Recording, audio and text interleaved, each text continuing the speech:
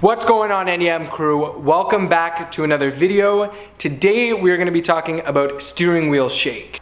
Alright guys, so the first meet I was going to with the Datsun, I noticed once I got above around 100 kilometers an hour, the steering wheel just started to shake like crazy. So today I thought I'd take a little bit of time and discuss a few of the reasons that might be causing this issue. Let's get right into it. Alright guys, so when you're looking at steering wheel shake, a lot of the times we're going to be looking at the front section or front portion of the car, and that comes down to the braking system, the wheels and tires, the suspension system, because it all ties into that connection that you have into the steering wheel. First thing we're going to start off with is the wheels. If the wheels are out of balance, this is going to be probably the first thing that you check. Depending on how bad they are out of balance would determine how much vibration you're going to get and at what speed. So I'm dealing with something that's at around 100 kilometers an hour, a little bit fast, not too fast, but I have a weird suspicion that it's not the wheels, but this would be something that you would do. You take it to a shop, they would balance your wheels, make sure that's good to go. Then we'd move on to the next thing if that didn't fix your issue. Now from there, I usually go with suspension, so the best way to do this is to shake the wheel side to side and you're looking for play. Now you're gonna actually wanna feel this. You wanna go kind of lightly and quick just to see if there's anything that you notice. Now on the Datsun, I can move the wheels like this, like the steering wheel isn't locked right now. So it's just moving the steering wheel. This isn't play in any of the suspension parts. It is just the steering rack moving.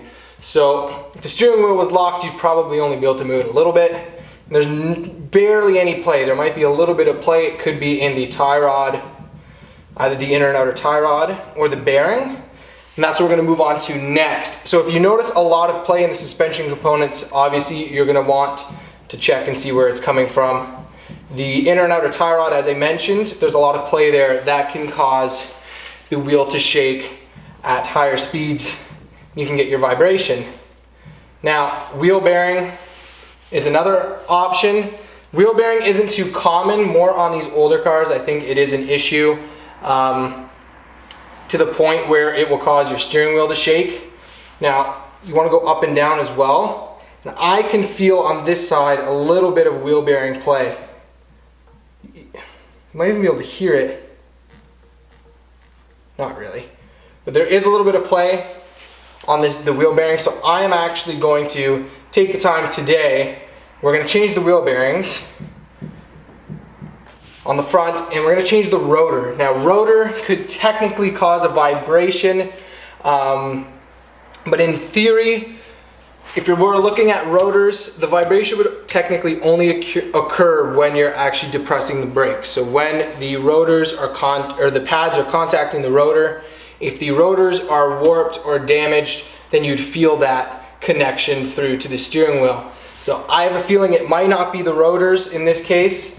I probably will be changing the rotor if I'm going in depth and changing the wheel bearings, just because of the system that's on this car, the way that the wheel bearing and rotors work, or the hub works with the rotor. Now the last thing that might be your issue, this is an extreme case as well, would be the tires themselves might be able to cause a little bit of steering wheel vibration, being that the actual belts inside the tire here, they could be shifted, or they could be, I don't even know to the extent, the proper terminology. Someone will most likely correct me in the comments. I don't know what the correct terminology is, but the belts being shifted, damaged, whatever the actual term is, that can cause a steering wheel vibration as well at certain speeds. That's it for this video, guys. I do want to mention though that there are some other causes of steering wheel shake and steering wheel vibration that I didn't mention in this video. If you guys know of anything, put it down in the comments. Hopefully you can help someone out.